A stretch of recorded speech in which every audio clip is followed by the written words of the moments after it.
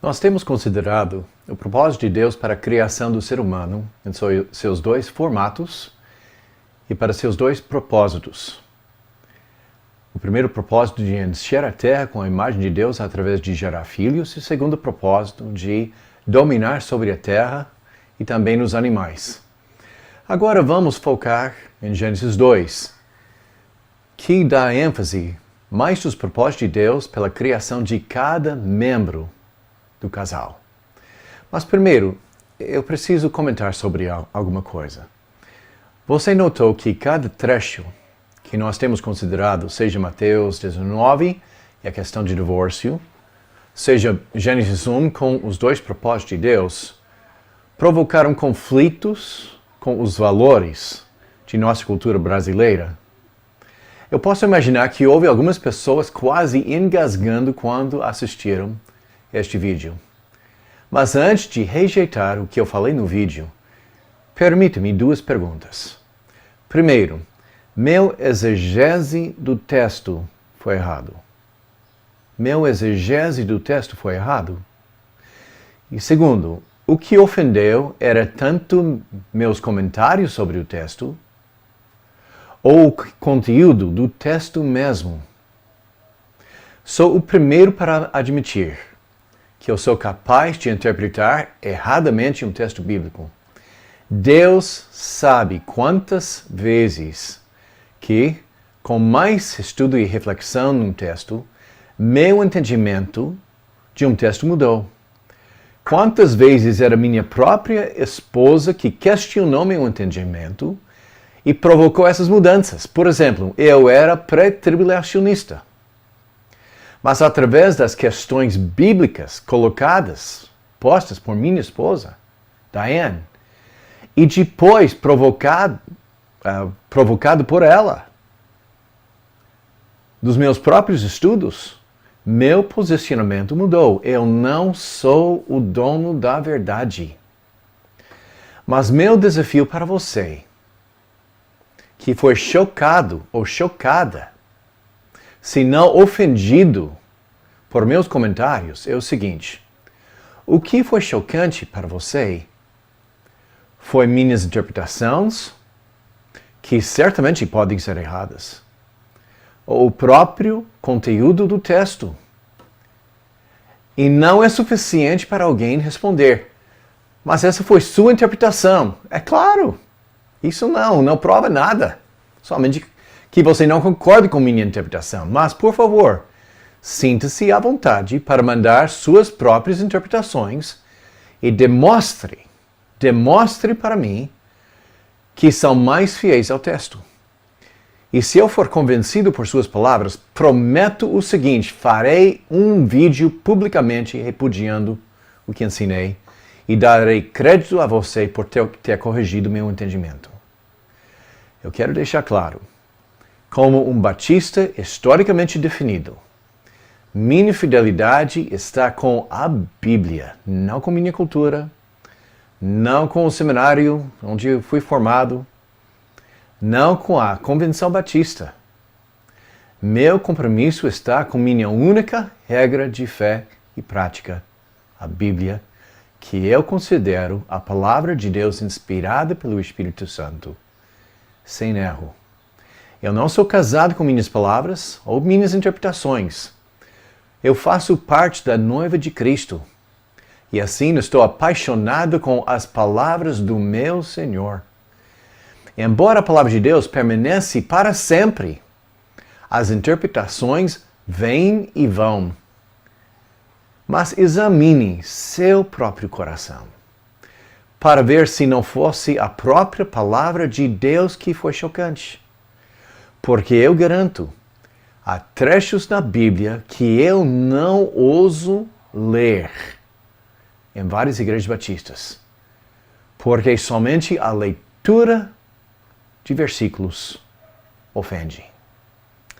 Agora vamos para o nosso estudo. A criação do homem,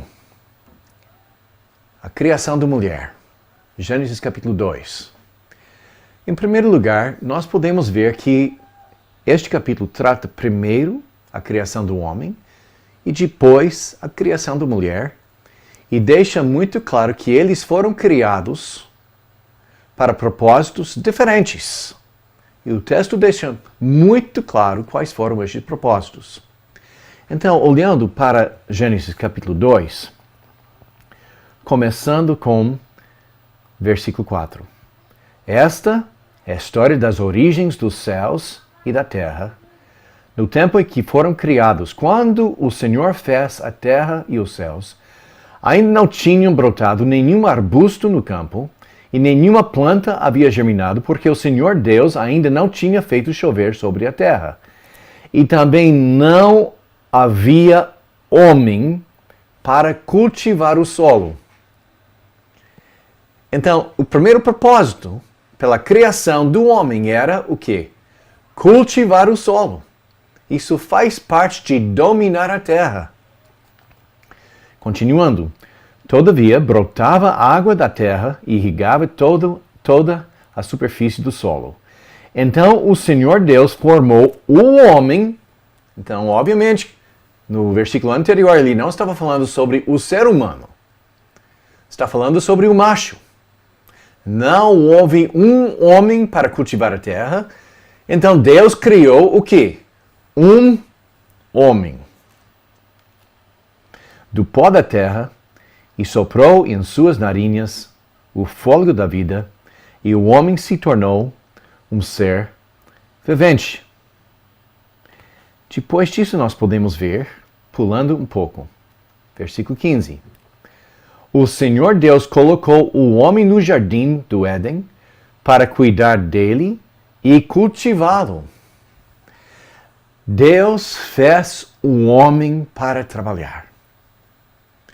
Aqui no Brasil, se um homem não trabalha, vocês têm uma palavra maravilhosa que o pastor Batista não deveria nunca falar, especialmente num vídeo, a palavra vagabundo. Agora, por favor, nunca fale essa palavra num vídeo.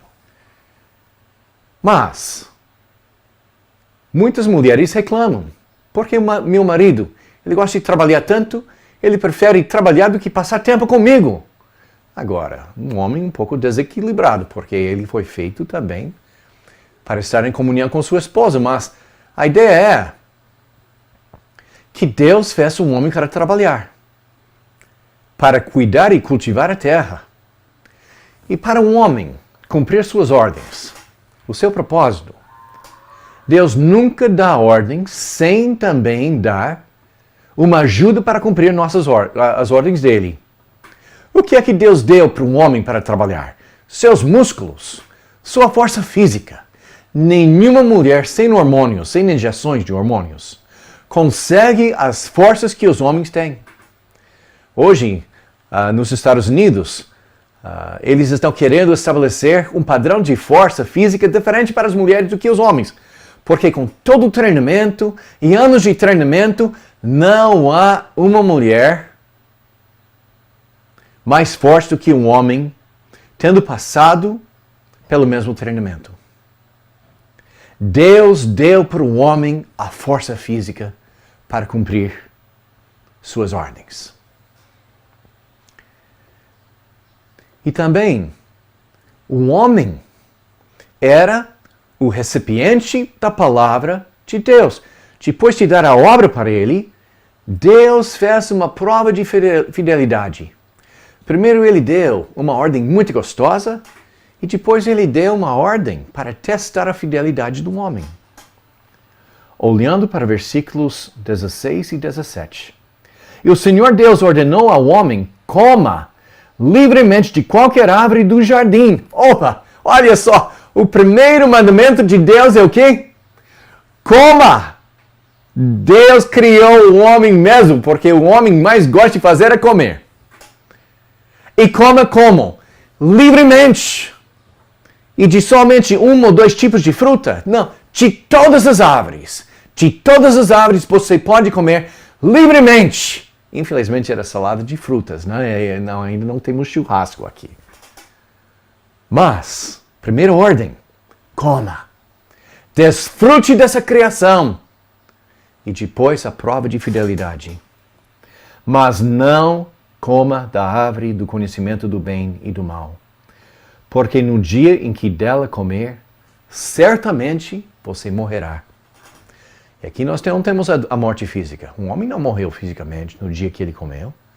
Aqui nós temos a morte espiritual.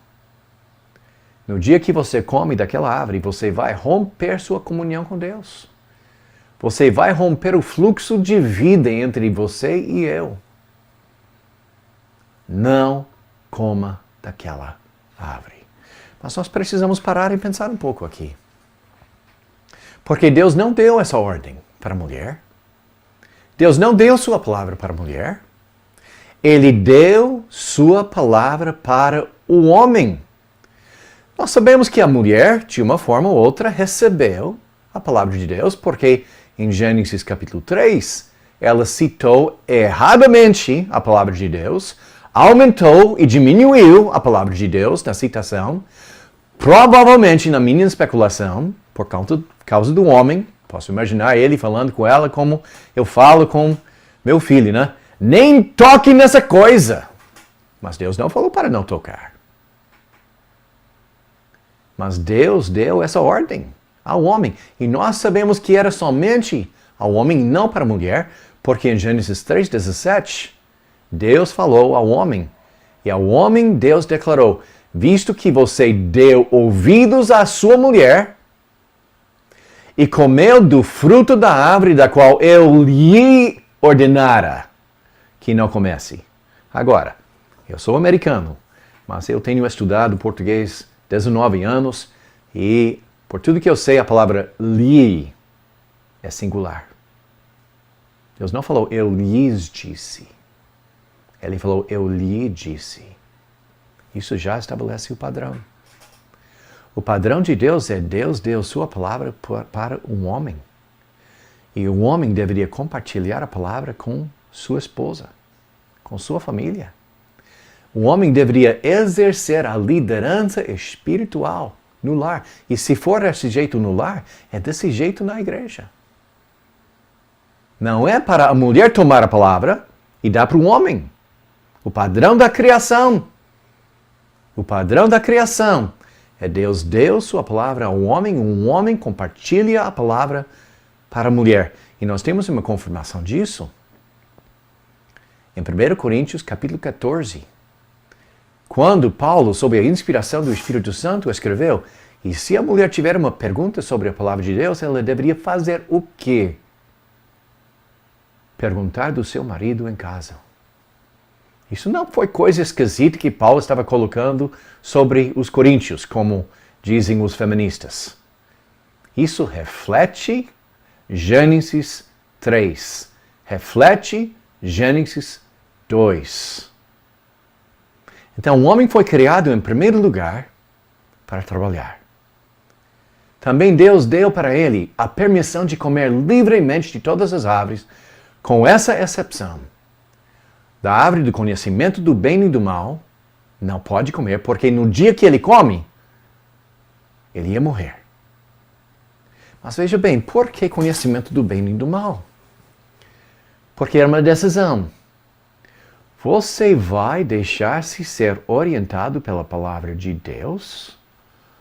Ou você vai tomar suas próprias decisões? Você vai ser seu próprio Deus? Essa foi a prova. Essa foi a prova. E é muito interessante porque imediatamente depois disso, nós encontramos o versículo que fala sobre a criação da mulher. Versículo 18. Então o Senhor Deus declarou: não é bom que o homem esteja só. Farei para ele alguém que o auxilie e que lhe corresponda. Agora, pare um pouco para pensar. Por mais que eu estudo a Bíblia, o mais que eu estou convencido que não tem nenhum versículo fora do seu devido lugar. Às vezes eu não entendo por que este versículo está aqui e com mais meditação e mais reflexão, cai a ficha. Eu vejo a lógica. A Bíblia é maravilhosa. Cada versículo segue o versículo anterior de propósito. Não é bom para um homem estar só. Vou compartilhar alguém para ajudá-lo. Primeira coisa, veja bem, o homem não foi criado para ajudar a mulher. Ela foi criada para ajudar o homem. Mas em que sentido? Para varrer folha? Este versículo não veio depois de Deus colocou o homem no jardim. Ela não foi criada para varrer folha. Veja bem, ela não tem os músculos. O versículo anterior revela porque o homem precisava de uma ajudadora. Não é bom deixar um homem sozinho neste jardim com aquela árvore. O propósito da mulher era encorajar o homem para obedecer aquela palavra que ele mesmo ensinou a ela. O propósito da mulher é encorajar o homem para obedecer a palavra do Senhor, sem violar o fato que ela é ajudadora. Agora, os feministas vão gritar na hora. Mas essa palavra ajudadora é ezer. E essa palavra ezer é usada muito por Deus, e Deus é superior. Então, ajudadora não significa inferior, pode ser superior. Olha, primeira coisa, anote. Primeiro lugar para onde ele buscou seu ezer era aonde? Entre os animais. Os animais foram iguais a ele? Mas está escrito, entre todos os animais não encontrou-se um ezer adequado por ele. Então, no próprio contexto, revela que não estava falando em alguém superior ou igual a ele. Ele procurou este ezer entre os animais. E quando olhamos para o resto das Escrituras, de fato, o substantivo ezer encontra-se mais com respeito de Deus. Deus é nosso ajudador. Mas não é somente assim. Por exemplo, pode ser uma ajuda de uma outra pessoa. Uma ajuda entre dois reis, iguais, mas dois reis. Uma tribo ajudando outra tribo, Josué 1,14. E outra coisa, se você quiser o esboço das minhas palestras, meus discursos, por favor, mande um e-mail para mim. Eu mando o meu esboço para você. Eu não tenho nada para esconder. Pode ser usado de tropas de outros povos que estavam ajudando, Josué 10,4. Ajuda falsa de Egito, Isaías 37. Ajuda entre vizinhos, 2 Reis 41,6. Ajuda de Deus falsos, Deuteronômio 32,38. E ajuda de pessoas inferiores em posição. Ajudantes em batalha, Ezequiel 12,14. David recebeu ajuda de um dos seus soldados, 2 Samuel 21,17. David recebeu ajuda dos seus súditos, 1 Reis 1,7. Os súditos de Egito são chamados de ajudadores de Egito, Ezequiel 38, sujeitos ao Egito. Os súditos de Babilônia, Ezequiel 32, 21. Então a palavra ezer pode ser ajuda de um superior, Deus, ajuda de um igual, entre dois reis, ou ajuda de pessoas em posicionamento inferior. Ela era o ezer dele. Mas veja bem, isso não era igual. Ele não foi chamado. Ele não foi criado para ajudar ela. Ele foi criado para trabalhar e para obedecer a Deus. E ela foi criada para ajudar ele, na minha perspectiva, para obedecer a própria palavra que ele recebeu do Pai. E nós temos uma confirmação canônica sobre isso. O que é uma confirmação canônica? Um comentário canônico. É quando o Novo Testamento faz um comentário interpretando o Velho Testamento. E porque nós acreditamos que a Bíblia é inspirada por Deus, essas interpretações, para nós que somos batistas de verdade, essas interpretações têm autoridade. Se o Novo Testamento diz que o Velho Testamento significa alguma coisa, nós que somos fiéis com as Escrituras e a Bíblia é nossa única regra de fé e prática, deveríamos aceitar aquela interpretação canônica como padrão para nós. 1 Coríntios 11:8. Pois um homem não se originou da mulher, mas a mulher não do homem. Pois o homem não se originou da mulher, mas a mulher do homem. Da mesma forma, o homem não foi criado por causa da mulher, mas a mulher por causa do homem. Então, se uma mulher encontrar-se numa situação onde ela está precisando da ajuda do seu marido para que ela possa ser a pastora da igreja, ou como é que ela, sendo pastora da igreja, está sendo ajudadora do seu marido?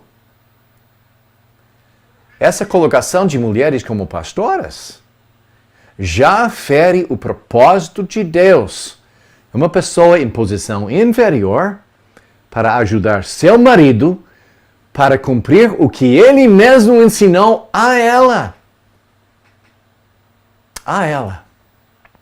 A mulher foi criada para ajudar o seu marido. Agora, nós podemos olhar para o resto do texto. É muito precioso, não é muito estranho. Deus falou que o homem precisa de uma ajudadora e o próximo versículo fala que Deus criou a mulher? Não. Veja bem, versículo 19. Depois que formou da terra todos os animais do campo e todas as aves do céu, o Senhor Deus os trouxe ao homem. E aquela frase é importante. Ele trouxe os animais para Adão. Era como trazer os súditos para o seu rei. Com qual propósito? Para ver como este lhe chamaria. E o nome que o homem desse a cada ser vivo, esse seria o seu nome. Assim, o homem deu nomes a todos os rebanhos domésticos, às aves do céu e a todos os animais selvagens. Todavia, não se encontrou para o homem alguém que o auxiliasse e lhe correspondesse. O que aconteceu? Aqui nós temos o primeiro ato do domínio de Adão sobre a criação. Na Bíblia, o ato de nomear é um ato de autoridade. E nós podemos ver que Adão estava exercendo sua autoridade como o rei do mundo. Nós podemos ver o fato que dar nomes é um ato de autoridade, por exemplo, em Deus. Em capítulo 1, versículo 5, ele deu um nome ao dia e à noite. Versículo 1:8, ele deu um nome do céu. Versículo 1:10, ele chamou os mares. Em versículo 1:27, ele deu um nome ao ser humano. Em Gênesis, capítulo 32, versículos 26 a 30, Jacó encontrou um anjo do Senhor. E ele não teve o direito de perguntar qual é seu nome. E o anjo respondeu, por que está perguntando? Você não tem o direito de saber disso. Mas em vez disso, o anjo fez o quê? Seu nome não é mais Jacó. Agora seu nome é Israel. Como é que ele teve autoridade para mudar o nome dele? Exatamente isso. Mudar o nome de alguém, ou dar um nome a alguém era um ato de autoridade. Gênesis 35, versículos 17 a 19. Jacó recusou de aceitar o nome que Rebeca deu ao seu filho, mudando seu nome para Benjamim. Gênesis, capítulo 41, versículos 41 a 45. Faraó mudou o nome de José para Zephanath-Paneah. Rei, mudando o nome do seu súdito. Isaías 62, versículo 2. Está escrito, as nações verão a sua justiça e todos os reis a sua glória. Você será chamado por um nome novo que a boca do Senhor lhe dará. Deus exercendo sua autoridade como Deus. Como? Dando um nome para alguém. Daniel 1:7. O chefe dos oficiais deu-lhes novos nomes. A Daniel deu o nome de Beltesazar, a Hananias, Sadraque, a Misael, Meseque, Azarias, Abednego. Lucas 1, o anjo falou com Zacarias, o nome do menino será João, ato de autoridade. Depois ele falou com Maria, o nome dele será Jesus, ato de autoridade. E depois foi escrito, Lucas 2, 21, completando os 8 dias para a circuncisão do menino, foi-lhe posto o nome de Jesus, o que lhe havia sido dado pelo anjo, antes dele nascer. Apocalipse capítulo 2, versículo 17. Aquele que tem ouvidos, ouça o que o Espírito diz às igrejas. Ao vencedor darei, Jesus falando, do maná escondido, também lhe darei uma pedra branca com um novo nome nela escrito, conhecido apenas por aquele que o recebe. Por um ato de autoridade. Jesus vai nos dar um novo nome se nós formos vencedores. Nome especial. Adão exerceu sua autoridade sobre os animais, o rei da terra, por dar novos nomes. Mas uma vez que Deus tinha declarado que não era bom para o homem estar só, por que ele não criou a mulher? Por que ele criou os animais? Vamos olhar para o texto, começando com o versículo 18. Então o Senhor Deus declarou, não é bom que o homem esteja só. Farei para ele alguém que o auxilie e que lhe corresponda. Depois que formou da terra todos os animais do campo e todas as aves do céu, o Senhor Deus os trouxe ao homem para ver como estes lhe chamaria. E o nome que o homem desse a cada ser vivo, esse seria o seu nome. Assim o homem deu nomes a todos os rebanhos domésticos, às aves do céu e a todos os animais selvagens. Todavia não se encontrou para o homem alguém para que auxiliasse e lhe correspondesse. O homem está precisando de uma ajudadora e Deus criou os animais. Por quê?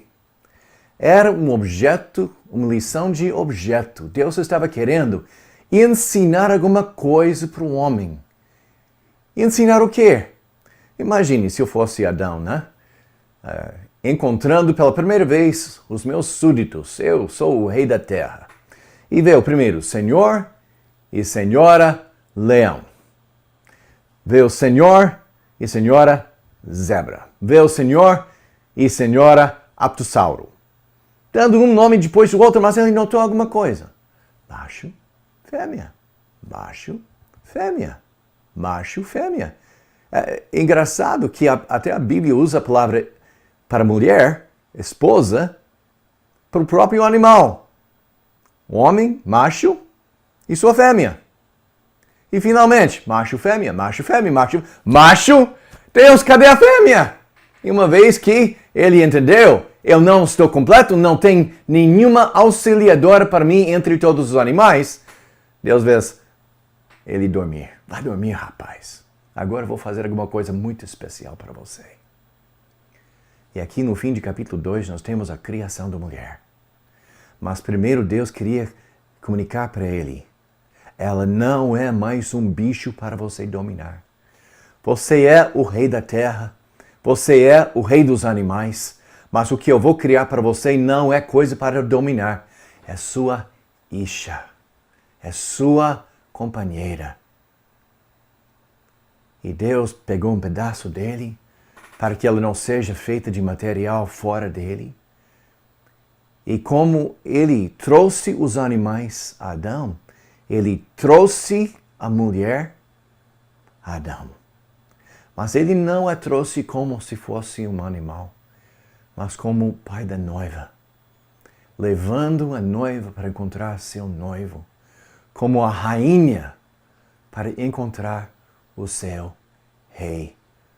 Adão olhou para ela e falou, é bem engraçado em hebraico, é como, essa vez sim, essa vez deu certo. Olhou para ela e qual foi a primeira coisa que ele fez? Colocou nome. Como ele nomeou todos os animais, ele chamou o nome dela de Isha, não de Eva. Nós vamos ver depois, capítulo 3, por que ele mudou o nome dela. Mas é um ato de autoridade como o rei dela. Olhou para ela e deu o nome de Isha. Isha é uma palavra muito semelhante com a palavra Ish, para o homem.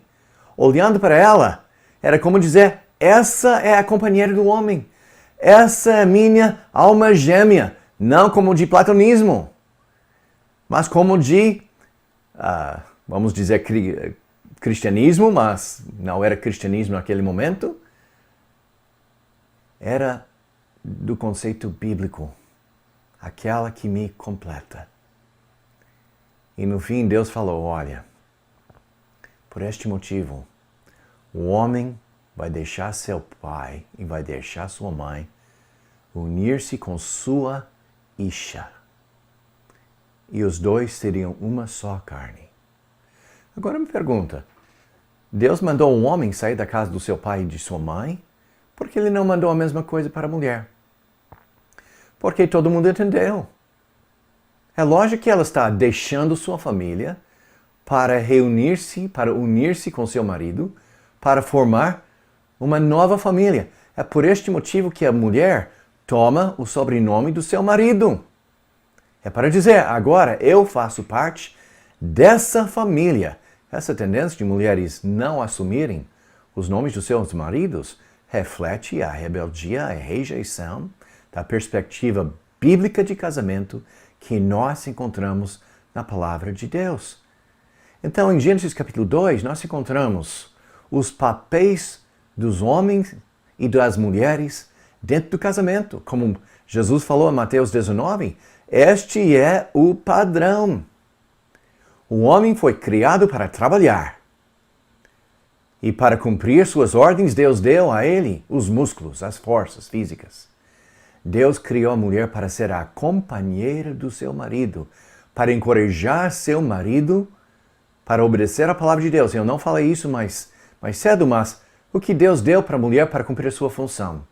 Sua língua. A Bíblia fala que o poder de vida e morte está na boca. E Deus deu a língua para a mulher, essa habilidade maravilhosa de falar e conversar com seu marido, que o homem tem que valorizar porque ela foi criada por isso, para ser um encorajamento para ele. Mas essa criação tem hierarquia.